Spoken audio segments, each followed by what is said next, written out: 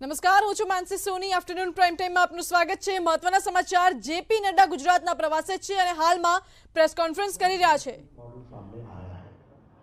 अभी हम देखते हैं कि गुजरात की छवि की दृष्टि से भी देखें तो अगर internationally heads of the states Gujarat में आते हैं और गुजरात में इन्वेस्टमेंट भी करते हैं और गुजरात के मॉडल को समझने का प्रयास भी करते हैं, तो यह अपने आप में बहुत से विषयों का बयान करता है। जहां तक पॉलिटिक्स राजनीति का सवाल है, हम ये जरूर कह सकते हैं भारतीय जनता पार्टी ने जातिवाद की राजनीति को, संप्रदायवाद की राजनीति को, क्षेत्रवाद की राजनीति को, परिवारवाद की राजनीति को, इसको टक्कर अगर दी है तो वो प्रधानमंत्री मोदी जी की विकासवाद की राजनीति ने टक्कर दी। द डेवलपमेंट मॉडल, और आज अगर हम देखें तो भारतीय जनता पार्टी गांव, गरीब, वंचित, पीड़ित, शोषित, दलित का रिप्रेजेंटेटिव बनकर के खड़ा हुआ है और उनको राहत दिलाने वाला लास्ट माइल डिलीवरी के प्रोग्राम्स वो सारे हमको देखने को मिलते हैं। तो हम ये कह सकते हैं कि भारतीय जनता पार्टी ने हमारे प्रधानमंत्री जी के नेतृत्व में इस काम को आगे बढ़ाने में अपना जो योगदान किया है कि राजनीति की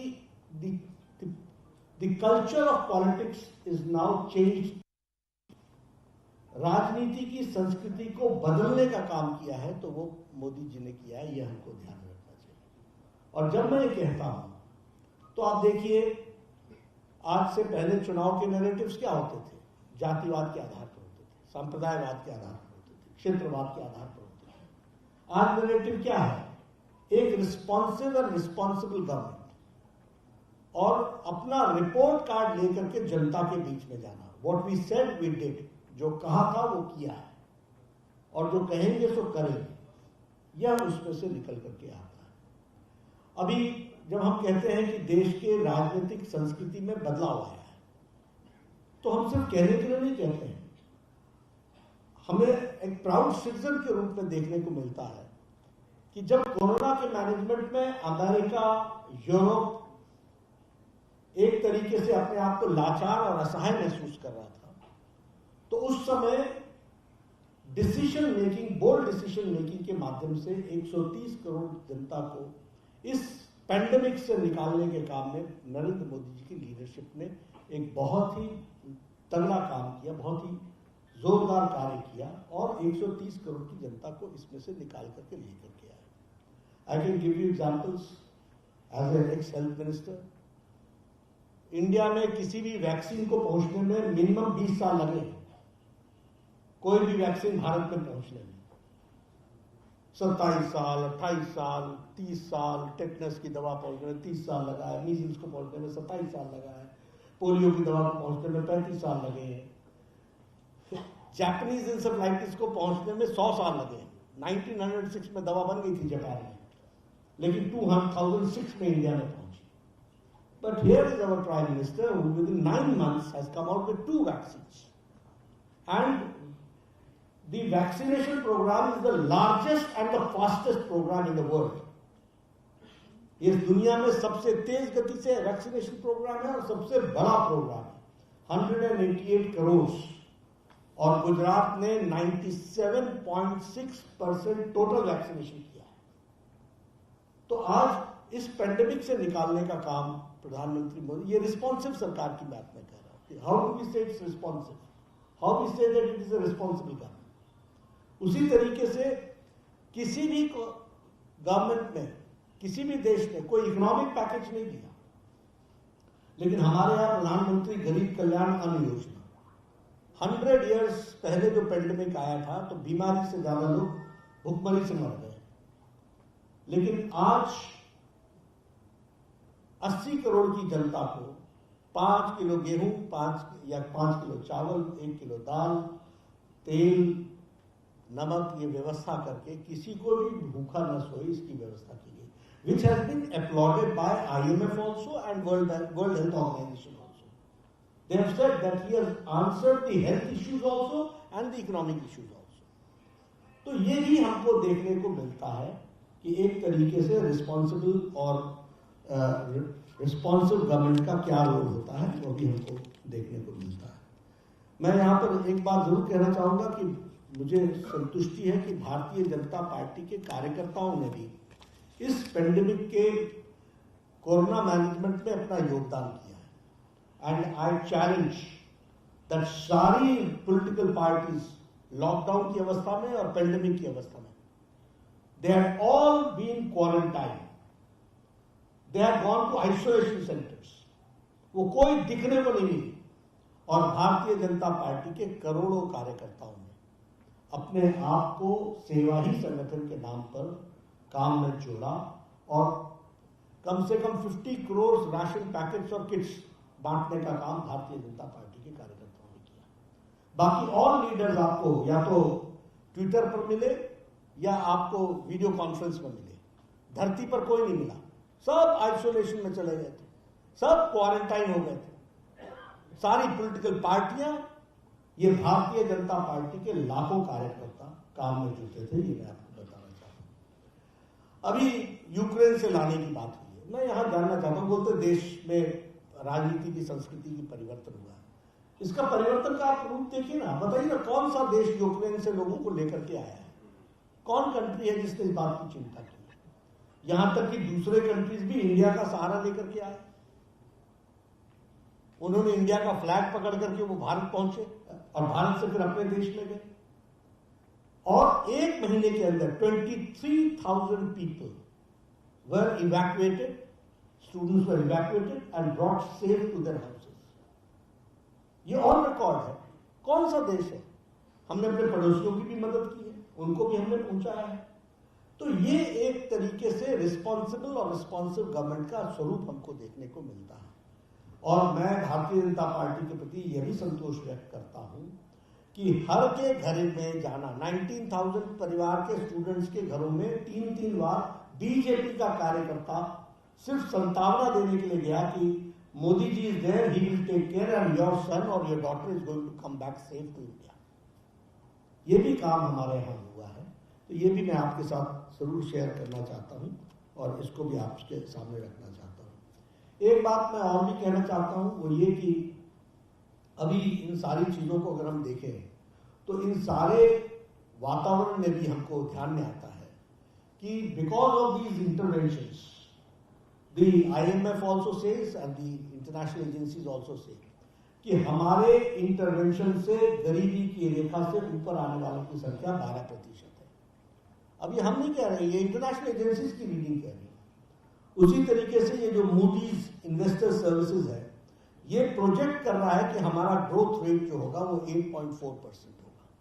अब आफ्टर पेंडेमिक हमारा ग्रोथ रेट 8.4% हो, तो ये भी बताता है कि किस तरीके से, और जिस तरीके से IMF ने एक्सट्रीम पॉवर्टी से एलिवेट करने का काम इस सरकार ने किया है, इसको भी अपलॉड किया है, वो भी मैं आपके सामने जरूर रखना चाहूँगा। India has now become the hub of export और मैन्युफैक्चरिंग सेक्टर के एक्सपोर्ट में भारत ने लीड ली है। 400 बिलियन का एक्सपोर्ट भारत कर रहा है, ये भी हमको ध्यान में रखना चाहिए। और इंडिया का जो एक्सपोर्ट है वो 2022 में 63.99 बिलियन मार्च में हुआ, ये भी हमको ध्यान में रखना चाहिए। अगर मैं गुजरात की बात करूं तो आपके सामने मैं जरूर रखना चाहूँगा कि गुजरात में हमारा ग्रॉस स्टेट डोमेस्टिक प्रोडक्ट जो है वो 17.4%, ये हाईएस्ट इन पास्ट 8 इयर्स, ये भी हमने यहाँ पर देखा है और ये भी हमको देखने को मिला है। उसी तरीके से अगर हम बात करें तो 2021-22 में एस्टिमेटेड जो GSDP था करंट प्राइसेस का, वो 19,44,107 करोड़ था, जो अब 16,55,000 करोड़ के आसपास रिकॉर्डेड हुआ है। उसी तरीके से अगर हम देखें तो Gujarat now ranks first in the financial management according to NITI Aayog. Financial management में गुजरात की रैंकिंग नंबर 1 है। और आपको जानकर के खुशी होगी कि in the last 20 years Gujarat का कभी भी ओवरड्राफ्ट नहीं हुआ है, और ओवरड्राफ्ट में कोई भी बजटरी रिसोर्सेज के को इंक्रीज करने के बावजूद भी, बजटरी रिसोर्सेज के साथ साथ डेवलपमेंट का प्रोजेक्ट को भी इंक्रीज करने के बावजूद भी हमारे यहाँ कभी भी ओवरड्राफ्ट नहीं हुआ है। ये बात हमको देखने को मिलती है। 2 बातें मैं जरूर कहूंगा कि भूपेंद्र पटेल जी के नेतृत्व में प्रदेश तो आगे बढ़ ही रहा है, साथ ही साथ पार्टी का भी विकास CR पाटिल जी के नेतृत्व में, हमारा बूथ की एक्टिविटी को और स्ट्रेंथनिंग करने का, पेज प्रमुख से पेज कमेटी की तरफ जाने का एक साइंटिफिक व्यवस्था जो डेवलप हुई है, उसको भी हम पूरे रूप से आगे बढ़ाने का प्रयास कर रहे हैं। इसलिए हम ये कह सकते हैं कि गवर्नमेंट की policies, pro responsive government, responsible government, accountable government, और अकाउंटेबल गवर्नमेंट के साथ साथ एक्सट्रीम पेंडेमिक कंडीशंस में भी इकोनॉमिक लीप लेने की आदत और ताकत, और आइडियोलॉजिकली पॉलिटिकली उसको ट्रांसलेट करने के लिए धरती पर भारतीय जनता पार्टी के कार्यकर्ता CR पाटिल के नेतृत्व में पूरा कर रहे हैं।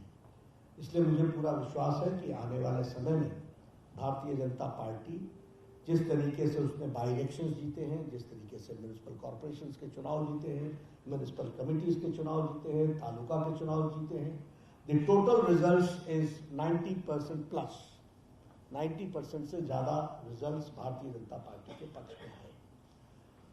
इस मॉडल को लेकर के मैंने पहले कहा कि गुजरात इसकी प्रयोगशाला रही है, संगठन के लिए भी और गवर्नेंस के लिए भी। हम इसी मॉडल को देश में भी हमने उतारा है, और एक राष्ट्रीय अध्यक्ष के रूप में मेरी जिम्मेवारी है कि हम इस मॉडल को आगे बढ़ाएं, और उस मॉडल को बढ़ाने में पार्टी की तरफ से इस कार्यक्रम को हम आगे बढ़ा रहे हैं। मुझे पूरा विश्वास है कि भारतीय जनता पार्टी आप सबके सहयोग से, आप सबके समर्थन से, और आप सब लोग मेरी बातों को जनता तक जो ले जाएंगे, और मेरी ही बात नहीं, भारतीय जनता पार्टी की बात को आप जो ले जाएंगे, उससे हमको बल मिलेगा, ताकत मिलेगी, और हम एक सफल चेंज के उपकरण बनते हुए, विकासवाद के दूत बनते हुए, विकासवाद के एम्बेसडर्स बनते हुए हम गुजरात को भी आगे ले जाएंगे, यहाँ सफलता हासिल होगी, और देश में भी यहाँ की प्रेरणा लेकर के हम आगे बढ़ेंगे, ऐसा मेरा मानना है। अपनी बात को यही समाप्त करूँ। आपने कहा कि Narendra Modi culture of politics in India, जातिवाद की जो राजनीति है वो समाप्त करेगी। यहाँ पर गुजरात में लेहुआ पाटीदारों की एक संस्था मोडल था, उसके ट्रस्टी जो है, उसके मुखिया नरेश बघेल, उन्होंने एक निवेदन दिया था बहुत टाइम पहले, भूपेंद्र भाई जब चीफ मिनिस्टर थे, कि गुजरात का चीफ मिनिस्टर तो पाटीदार ही होना चाहिए। अब वो सर्वे भी करवा रहे हैं अपने मोडल काम से, और अपनी कम्युनिटी के लोगों के रिव्यूज ले रहे हैं कि उनको पॉलिटिक्स में जाना चाहिए या नहीं। क्या मान रहे हैं कि इस तरह की जो बातें करते हैं, इस तरह की जो चेष्टा करते हैं, अपनी कम्युनिटी के जरिए वो आगे आना चाहते हैं पॉलिटिक्स, तो इस टाइप की पॉलिटिक्स खत्म होनी चाहिए कि नहीं? ऐसा एक बहुत से लोग अपने अपने ढंग से प्रयास करते रहे, लेकिन सबका साथ, सबका विकास, सबका विश्वास, सबका प्रयास, इस प्रिंसिपल को मानते हुए हम आगे बढ़ते हैं। और आपने जिस तरह से बताया कि गुजरात प्रयोगशाला है, CR पाटिल का मॉडल इंप्लीमेंट किया जाएगा पूरे देश में, कि जिस तरह से 90% अब जो स्थानीय निकाय से लेकर सभी चुनाव में हासिल की है। आपके ही नेता गडकरी जी ने बताया था कि विपक्ष लोकतंत्र मजबूत हो, उसके लिए मजबूत विपक्ष भी होना चाहिए। अगर 90% से ज्यादा सीटें अगर बीजेपी जीत जाती है तो विपक्ष नहीं रहती, तो क्या इत्तेफाक किससे रखते हैं? गडकरी के निवेदन से करते हैं? देखिए, विपक्ष को मजबूत होना ये विपक्ष की जिम्मेवारी है। हम भी कई जगह विपक्ष में हैं, तो हम कौन सा मॉडल अडॉप्ट करें ये हमारे ऊपर डिपेंड करता है ना। इतना जरूर बता सकते हैं कि जिस मॉडल पर विपक्ष चल रहा है वो आगे नहीं बढ़ पाएगा, ये उसको तय करना है, it is up to them. We have got nothing to say. आप बताइए सारे पेंडेमिक में एक स्टेटमेंट बता दो जो नेशन के इंटरेस्ट से मैच करता हो। अब ये सुबुद्धि मैंने तो नहीं देनी है ना। During the pandemic, right at 12 months ago, at this point of time, nobody from the BJP was inside. You are saying that you did. Nobody was from BJP. Nobody was inside. Nobody was there to help. People were on their own. This may be your idea. Just a minute. This may be your thinking. If within 1 week, oxygen was brought to the country and to the people, and it was supplied. Again, the PSA plants in a war scale was installed. That was later. This was not later. This was during the time of crisis. We were there, very much there. I know what people tried to present at that point of time, but I can say with authority that we were on the ground. We were there in the hospitals. We were everywhere, and we worked day in and day out. And if you are saying that the Gujarat model is the model to be replicated, and a year ago you have to change the leadership of the state. Why is it so? See, The model is so successful. Nobody does that. See, leadership does not is not जिसको पर्यायवाची बोलते हैं, synonym of leadership change. Strategically, many things are done for very different reasons. Number one, if you talk about change of leadership, it is only BJP which has given a younger blood a chance. It's not. I'm not here to answer why we took this decision.